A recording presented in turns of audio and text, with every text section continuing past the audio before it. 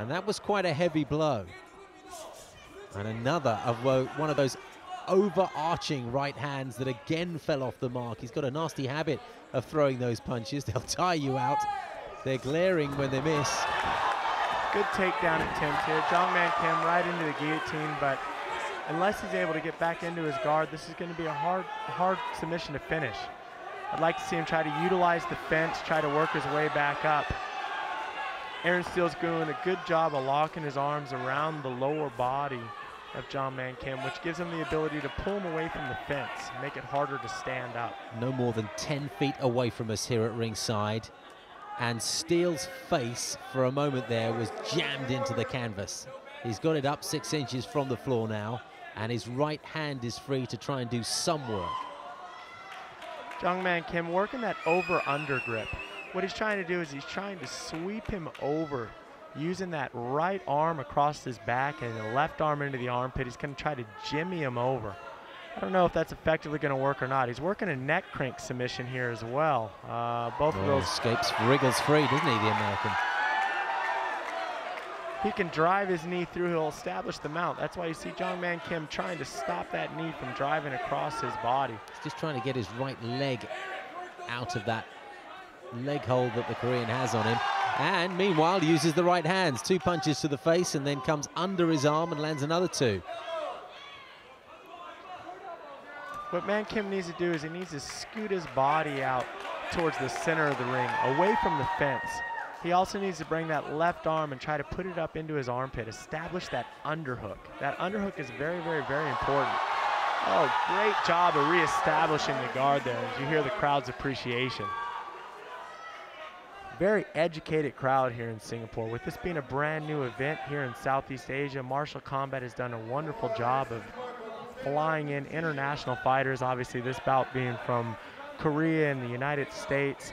But the crowd here is obviously well educated. Singapore and the rest of Southeast Asia has really been anticipating mixed martial arts, making its way from mainstream United States into the rest of the world. How about that? Knees to the base of the spine could do an awful lot of damage. Yeah, you're definitely going to need to sit on a donut after those. I'll be eating my donuts, Ray, thanks.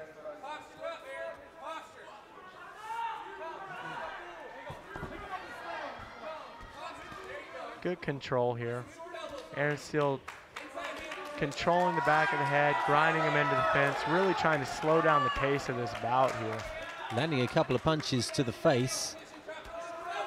Jong really can't do a great deal with his head jammed against the canvas and with punches coming down in 1s and 2s.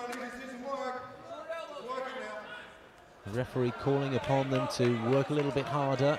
See Aaron basing up on his throat, using that hand down on his throat to try to posture up and land some effective striking.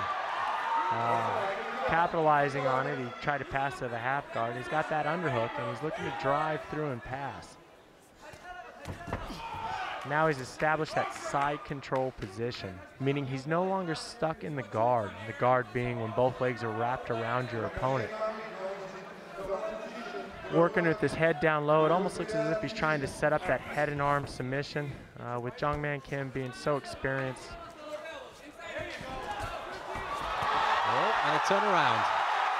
The Korean on top for the first time, having experienced a good couple of minutes with his back on the canvas, and down come the left-hand punches.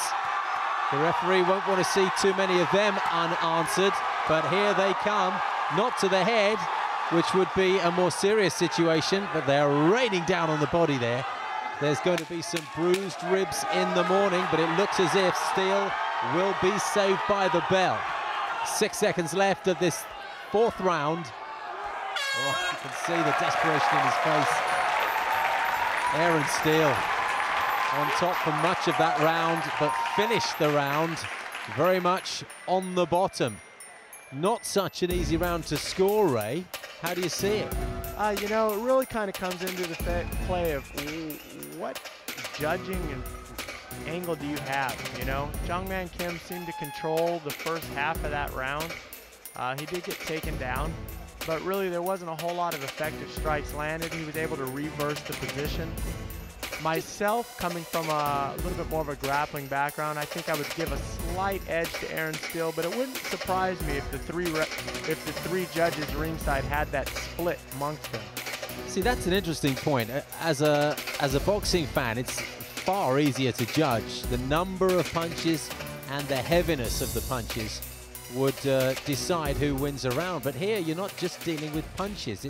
It's a grappling position and the advantage you take on the canvas. It's really difficult to judge. Sure, and with it being new here in Southeast Asia, a lot of the judges do come from a striking background. And ultimately, as a fighter, that's why you never really want to leave it into the hands of the judges.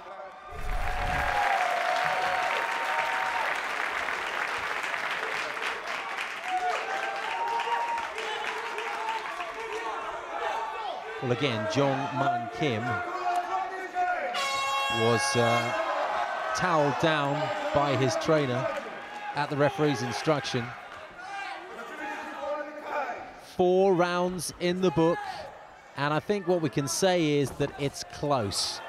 Aaron Steele certainly had the better of the first 2 rounds, but the Korean has had a good time of it in rounds 3 and 4, and it could well be that the winner of this round wins the contest and the Martial Combat Championship belt. Good winging left hook by Jong Kim. I'd really like to see him follow that up. Right now what he's doing is he's winging that left hook anytime Aaron Steele steps in, but he's not following it up. How about that for a high left kick to the Korean's jaw? Partially blocked though. Didn't have the same impact as we've seen earlier. But for a fight that looks like it could well go to the distance, that's the kind of thing that will catch the judge's eye.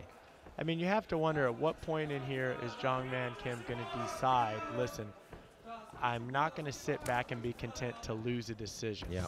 I mean, at one point in this fight, you need to make the decision, either we're going to go for the knockout or we're going to go for the submission. Because if it goes as is, in my books, you're down 3 rounds to 1.